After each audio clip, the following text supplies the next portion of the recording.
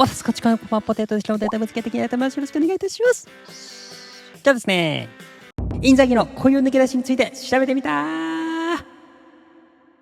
やっていきたいなと思います。すいません。ちょっと明け方なんで声抑えめなんですが、こちらの今日はですね、インザーギについてやっていきたいなと思います。ロマンあふれるですね、この男のところ、皆さん気になっている方も多いかなと思うので、改めてやっていきたいと思います。以前ね、検証したこともあるんですけども、そこにね、かぶっちゃうところ、似てる部分もあるかなと思うんですけど、ちょっと抜け出しについてね、見ていったらね、新たにいろいろ分かったこととかもあったんで、今日はそれを話していきたいなと思います。めっちゃおもろいです。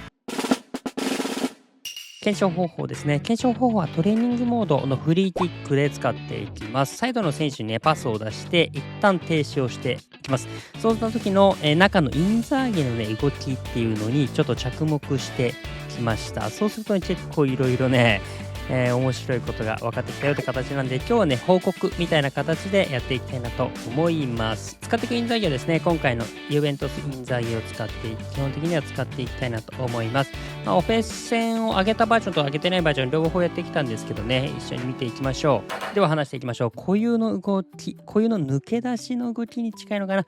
今回は大きく分けて4つになるかなと思います。話していきたいなと思います。ちっちゃなところからいきましょう。まず1つ目ですね、もうずっと手挙げてます。もうね、ずっと手挙げてます。もうね、すごいよ、これ見比べてほしいんですけど、サビオラとかもね、一応比較で持ってきたんですけど、普通のラインブレーカーですね、抜け出す瞬間とかに手を出して、しかもこう足元っていうのかな、自分の斜め前の方にこう手をね、下に手に出して、はい、へいへい、空いてるよという感じで動かすんですけど、インザギに関しては、それももちろんやるんですけど、なんか上とかね、手上げたりとかしながら、ずっと手上げてますね。で、この、サイド、本当に、ペナルティエリアのサイドで持つと、中でね、手上げたりする動きっていうのは、どの選手でもするんですけど、この位置で言うとね、上に手を上げる選手で基本的にあんまいないんですけど、インザーギはずっとね、手上げてます。上とかも含めてね、下もなんですけど、こっちがダメならこっちも空いてるし、こっちもあるよみたいな感じで上げてます。で、可愛いのが、このまま、この腕上げすぎちゃってですね、後ろ向いた時もずっと手上げてますね。なんか後ろ向いて足元に要求するならまだわかるんだけども、後ろ向いても手上げたまま後ろ向いたりしてますね。後ろの上とかを要求してたりしますね。なんかちょっとよくわかんなくなっちゃってますけど、だからずっと味方のことを信じてんでしょうね。いつでもこれ今でもいいよみたいな感じでね、ずっと上げてるっていう感じで、もうけなげですね。そう考えてくるとすごくけなげ。そして2つ目、バックステップめちゃめちゃ使います。これ以前言った部分もあるかなと思うんですけど、常に要はゴールの方を向いて、位置調整としてたりとかしますね。で、普通のラインブレーカーの選手もこのバックステップっていうのはちょっとやります。ちょっとやるんですけど、これって基本的には最後の微調整とかね、オフサイドにならないように微調整する瞬間とかに使ったりするんですけど、インザーギの場合基本的に発動してます、これが。はい。なので、ずっとバックステップとかで、相手のディフェンダーがディフェンスラインをめちゃめちゃ上げようとしてても、バックステップでついていったりします。はい。でそう考えるといつでもスルーパス出せるじゃないですか。これね、めちゃめちゃ強いと思っていて、なので通常選手が後ろ向いてることに向いてる瞬間に対してインザーギは前向いてるんで、オフェンス瞬発とかそういうんじゃなくてですね、完全に一歩目っていうのはインザーギが速くなるような仕様になってるみたいですね。そして3つ目です。3つ目は1と2とね、ちょっと付随してる部分にはなるんですけど、裏抜けのチャレンジ回数がめちゃめちゃ多いです。今回の検証で言うと、フリーキックサイドに渡して何もしないっていう動きなんですけど、これね、だいたい何もしてないと敵に取られなければ20秒ぐらいで終わるんですけど、20秒ぐらいで勝手にもう暗くなってもうまたゼロからになるんですけど、サビオラの例で言うとですね、この20秒間にチャレンジするのが、平均3回とかです。最初フリーキック蹴った瞬間を走っちゃうので、その後ですね、それを抜いた回数がだいたい平均3回ですね。はい。に対してインザーギなんと7回から8回です。倍ぐらいチャレンジしてます。はい。なので、だからこそ結果的にずっと手挙げてるし、結果的にバックステップを使ってるとも言えるんですけど、ちょっと短い距離だとしてもですね、ちょっと裏みたいな感じでですね、もうね、常に狙ってるっていう感じなんですね。なので、シンプルにこうスルーパスを出せるタイミングっていうのが、多くなってる。大体2倍ぐらいになっていると言えるんじゃないかなと思います。オフサイドエリアにいる時間っていうのはそんなに別に長いわけじゃないですね。常に相手ディフェンダーの最終ラインを意識した動きっていうのはしてるかなとは思いますね。そして最後4つ目ですね。奇抜な動きをします。今までもだいぶ奇抜ではあったんですけど、ちょっと今普通のこう動きでは考えられないような動きっていうのかなをしていきますね。その1に関してはこんな感じで、このね右左とかでわかりますこれ。この動きすごくない？右行って左行って右左行ってグワーって立っていくみたいな感じでもう完全についていけなくなってるんですよ、相手のディフェンダーが。こういう動きをしてくれます。普通のラインブレーカーはもちろんこんな感じにはならないんですけど、どっちかっていうとちょっとデコイランみたいな動きに微妙に近いような感じはします。ただデコイランみたいにおとりになろうという気持ちはみじんも感じられないっていうねそんな感じですね。はい。これは極端な例なんですけど、単純に急旋回とかします。キュッキュッって急旋回して裏抜けるみたいなパターンも本当に相手に意表をつくようにしてたりするのが多いですね。普通のラインブレーカーもなくはないんですけど、ここまでいっぱいやらないし、ここまで急旋回でやったりしないですね。この動き自体はインザーギの固有 AI かなっていうところですかね。で、奇抜な動きその2、これがね結構面白くて、これ本当に可能性としては結構低いんですけど、10回やって1回出るかなぐらいなんですけど、これねなんか急にねどうしたっていうぐらいめちゃめちゃ下がってきます。下がって下がって下がって下がって急にゴーみたいな感じで前に走ったりしますね。これ面白くない？なんかね、これに限らずではあるんですけど、これはだいぶ極端な例ではあるんですけど、2列目のね、飛び出しとかが、プルアウェイみたいな動きをするんですけど、その動きの、ちょっと延長線に近い感じにはなるんですけど、そんな形の一つなのかなっていうところですね。なので、ここに限らず、もうちょっと短い距離でプルアウェイみたいな動きをする瞬間っていうのは、インザーギーはありましたね。なので、自らスペースを作って、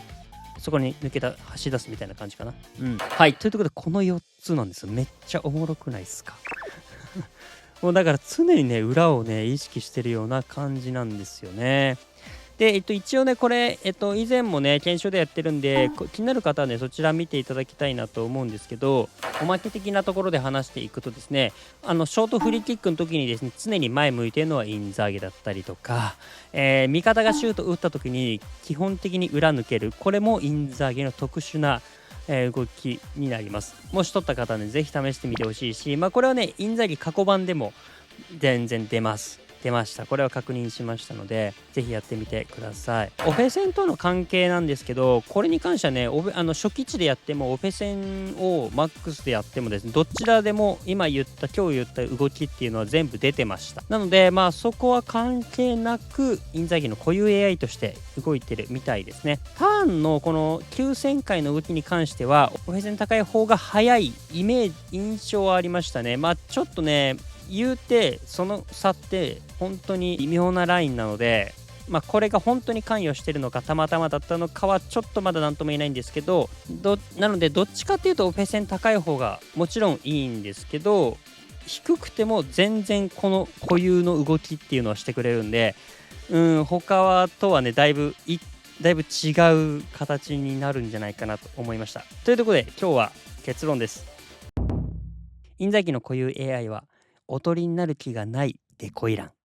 とします。はい、ということでいろいろ見ていただきました。インザギはね基本的にはもうずっと裏のことを考えてるっていう印象ですかね。なので結果的にデコイランみたいなチックな動きっていうのは出ている部分もあるのかなとは思いました。ただインザギは別に自分がおとりになろうとか周りの動きをどうにかしようとかそういう気概は一切なかったなっていう感じですかね。ずっと味方を信じて動き回ってるっていう感じはしました。そう考えるとめっちゃけなげだよね。めっちゃ可愛いよね使いたくなるっていうね感じなんですけど、はい、皆さんもぜひねこれ使ってみてほしいな。僕もちょっとやっぱもう一回ねスカットに入れて後半最後でもいいんですけど、ちょっと奇跡を信じながらロマンをね感じて使ってみたいなと思います。育成に関してはね、以前動画でやってるんで、そちら見ていただければと思うんですけど、そこでも言ってるんですけど、無理にオフェ戦とかは上げなくても、もしかしたらこのインザギの良さっていうのを生きてくるんじゃないかなと思いました。むしろ今回ドリブルとかね、高くなってるんで、この辺は活かしてあげた方が、ちょっと違ったインザギは使えるのじゃないかなっていう気はしておりますので、参考にしてみてください。はい、というところでですね、めっちゃおもろくないですか？インザギね、これいいと思うんだよな。ちょっと使いこなせるようになりたいよな。はい、とは思いました。皆さんもぜひ使ってみてください。この動画が参考になって面白かったなと思った方ですね、高評価、チャンネル登録していただけると嬉しいです。最後は雑談して終わりたいなと思います。はい、ということで、ここから雑になっていきます。いや、インザギやってきましたけど、面白いっすね。なんか見方を、こう、みじんも疑ってない感覚字が可愛いよね。もう大好きだな、この動き。ロマンあふれるなと思いました。ぜひね、気になる方ね、インザーギの歴史みたいなのをね、ちょっと調べてみてほしいんですけど、めっちゃおもろいっすよ。なんかクライフとかに、やつは見れば見るほどサッカーをしていないとか言って言われてたりね。チームの中でも一番サッカーが下手みたいなね、ボール扱うのにめちゃめちゃ下手みたいなね、こう異名がいろいろあったりするんですけど、でも点を取るっていうね、めっちゃかっこよくないですか？めっちゃおもろいんでね、ぜひ見てほしいなと。その上で最後ね、ピッポ劇場とかね、もう本当にチャンピオンズリーグとかのああいうの見ていくとね、いや、興奮しますね、あれは。で、そのままね、ちゃんとこうイタリア代表とかで活躍してたのもまたいいですよね。それでそこまで上り詰めるんだみたいなね、感じも面白いからね、ぜひね、調べてみてください。で、まさにインザーギのピッポ劇場できたっていう人はね、ぜひリプレイとかね、撮ってリプレイいただけたらなと思います。めちゃめちゃ見たい。はい、ということでいかがだったでしょうか。皆さんこの結果どう思いますでしょうか。皆さんのご意見、ご感想、クレーム等々あればですね、コメントで教えていただければなと思います。3万人を目指しておりますので、この動画良かった、参考になった、面白かったなと思った方はですね、高評価、チャンネル登録していただけると嬉しいです。はい、ということで今日ね、インザギについてやってきました。いや、抜け出しだけで見てもこんだけ面白いっていうね、形になっていきました。ちょっとオフェン戦とかの関係もね、また分かればね、やりたいんですけど、ちょっと分かるかな、時間かかりそうな気がしています。ということでですね、今日の動画はこれで終わりたいなと思います。また次回の動画でお会いしましょう。バイバイ。